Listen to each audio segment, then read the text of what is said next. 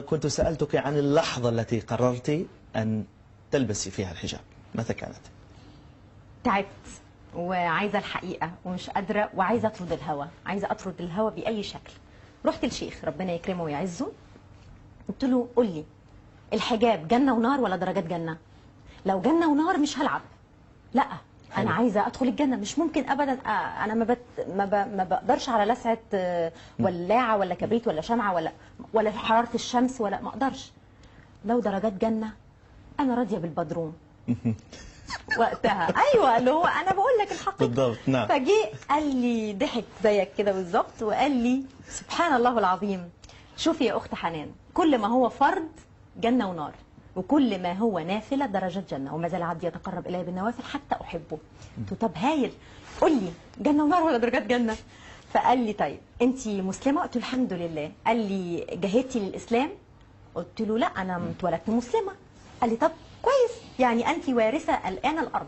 قلت له ارض؟ قال لي اه ادي الارض، انت النهارده الارض دي ملك حنان حسن محمد عبد الكريم. قلت له ازاي؟ قال لي اسلام، خلاص انت دي عندك ارضك. قلت له طب كويس الحمد لله. قال لي انت مؤمنه باركان الاسلام؟ طبعا مؤمنه باركان الاسلام، كذا وكذا وكذا، 5 اركان انا طبعا مؤمنه بيهم جدا. قال لي هايل، يلا اغرزيهم طالما انت مؤمنه بيهم، اغرزيهم في الارض بتاعتك. قلت له طيب اوكي، غرزناهم خيرا، بس الحمد لله ما فيهمش حجاب. اذا فهو انا بقى كل ده مطمنه يعني. فقال لي طيب عيشي بقى. قلت له عيشي ازاي؟ قال لي عيد معاكي ارض ومعاكي عمدان تمام قوي، عيشي. قلت له ازاي يعني؟ قال لي عايزه ايه؟ قلت له لا، لو هو انت بتتخيل ان ده بيت، ده ما ينفعش، لا يقيم بيت. امال انت عايزه ايه؟ انا عايزه حيطان، عايزه سقف، عايزه حاجات كتير. قال لي اذا عليكي باركان الايمان، خشي على اركان الايمان، تؤمن بالله وملائكته وكتبه ورسله. مش هتلقي الحجاب بيناتهم، ما فيش الحجاب بيناتهم، فالحمد لله رب العالمين. قال لي لا انت فاهمه يعني ايه الايمان بالله؟ طبعا كان انا مؤمنه بالله، اذا كنت انا جايه لك هنا عشان مؤمنه بالله عايزه ارضيه. طيب مؤمنه بالملائكه؟ طبعا مؤمنه بالملائكه، امال انت بتتكلم في ايه؟ طيب مؤمنه بالكتب؟ طبعا مؤمنه بالكتب. طيب مؤمنه بالقران؟ طبعا مؤمنه بالقران. قال لي طيب افتحي القران. فتحنا القران. قال لي افتحي سوره النور. فتحنا سوره النور. قال لي اقري. قلت له بسم الله الرحمن الرحيم، سوره انزلناها وفرضناها. فقال لي ده معنى ايه؟ قلت له ان دي فرض. قال لي هو ايه؟ قلت له السوره دي فرض. قال لي ايوه. طب وبقيه القران؟ قلت له لا يبقى مش فرض. سبحان الله العظيم. قال لي يا حنان الله يهديكي، ان الذي فرض عليك القران لردك الى ميعاد، الله يكرمك، يبقى كل القران فرض. طب قلت له طب واشمعنى؟ قال لي زي ما يكون عندك ورقه اسئله في امتحان مهم، يقول لك الشابتر ده حط تحته 40 خط مهم. ربنا سبحانه وتعالى قال على هذه مهم، سورة أنزلناها وفرضناها. طب ليه؟ لكثرة الأحكام اللي فيها. زي ما بيقول ايه دي الايه الكبسولة، بمعنى ان انت مثلا عندك كتالوج وعندك هاو تو، يعني زي ان انت تفتح وتقفل بالظبط بالظبط. فهو ده الصورة دي كده. فقلت له طيب ماشي، برضو ما فهمتش يعني الحجاب فين فيها. قال لي افتحي. جاب لي الصورة بما معنى الآية، وجاب لي الكلمة اللي خاصة بالحجاب، وليضربن بخمارهن على جيوبهن. قلت له ما هي دي. طب انا ما اناش عرفني بقى ان الخمار ده هو الحجاب، معلش يعني هو ربنا سبحانه وتعالى قادر على انه يقول حجاب. حلو. وقادر ان هو يقول غطوا شعركم. اتحركت من جديد حنان الفنانه كده بالظبط، اللي هي يعني ما انا عايزه اقرب لهوايا. نعم. شوف وقتها بالضبط. ايه اللي كان في الدماغ، ان انت طول الوقت عايز تصارع علشان ترضي النفس اللي هي اوريدي طموح، هو طموح حنان في الاخير بالظبط. يعني. المهم جه بعد كده قال لي طيب تعالي نفصص الكلمه بالمعجم اللغه العربيه. قلت له يلا هايل.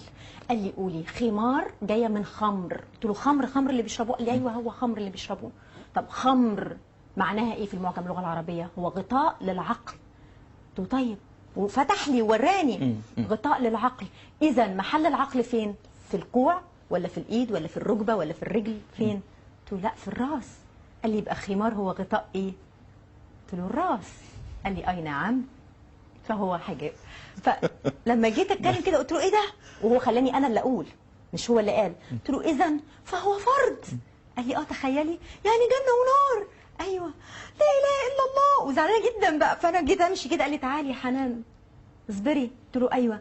قال لي انت الاول كنت متشككه. قلت له بصراحه متشككه كنت، وما كانش معاكي الحقيقه. لا ما كانش معايا الحقيقه. قال لي لك حساب عند الله، والان لك حساب آخر. عليكي حجة، انت عرفتي وبحثتي وأيقنتي وأمنتي إنه فرض. تعجلي وسابني. طبعا مشيت بقولت لا اله الا حسبي الله ونعم الوكيل، يا ريتني ما رحت، بس اللي هو سبحان الله العظيم. وقت ما عرفت بقى انه الحجاب فرض. بس شيخ سحار هذا. سبحان الله العظيم. ابدا. سبحان الله العظيم. ربنا يعني انطقه باللي ينفع مع حنان. نعم. سبحان الله العظيم. لانه انا لازم اقتنع. يعني استعمل كل الوسائل العقليه والمنطقيه حتى اوصلك الى بدون خلاني انا اللي انطق. هو ما قالش حاجه، هو الراجل ما قالش حاجه. نعم. لذلك انا قلت لك إطلاقاً. سحار من الاول. بالظبط. انت اللي رفعت لي، ما بعرف. انا اصل اللي عايش طول عمره طب في الدنيا لا يقبل الا الطب عند الله. يعني لما تقول مثلا حنان كذا وهي في السلالم الاولى في المش عارفه ايه والافيشات ما اعرفش ايه. نعم. ودي دنيا زائله بتخلص. خلصت مع علاء ولي الدين في ثانيه. صحيح. في ثانيه. ولكن ما هو مقامي عند الله؟ اتمنى من الله سبحانه وتعالى. طموحك الان بالذات. طموحي الان ان انا لانك مشكلتك انت ما تقعديش من غير طموح، لابد يصير عندك طموح. طبعا. طيب طموحك لما كنت فنانه كنا معروفين. الان ما هو طموحك حنان؟ كما الله سبحانه وتعالى من علي في الدنيا بمشاهير أهل الأرض، أتمنى من الله أن أكون من مشاهير أهل السماء. هو ده هدفي، أن ألقب عند الله. أنا هنا الفنانة، الفراشة، البتنجانة، المش عارفة إيه، يعني سبحان الله العظيم الألقاب يعني بصرف النظر هي إيه. إنما عند الله سبحانه وتعالى الصادقة، القائمة، الصائمة، المتقية، المحسنة. يا رب. بس ما فيش شهرة، ما فيش يعني الحاجات الحلوة اللي كانت تضغطك حنان هذه، انه تطلع هنا وتشوف هنا ويشوفوها الناس ويقولوا الله هذه حنان هذا من فضل ربي. زي ما يكون شال وحط. سبحان الله العظيم. النهارده بقت سعادتي مش في ده ولا الجايزة ولا سعادتي النهارده اني اروح دارفور واشوف اولاد بيلعبوا معايا وبيضحكوا. اني اروح مكان وست عجوز اديها شربة ميه. انك تشاركي في قافلة الى غزة.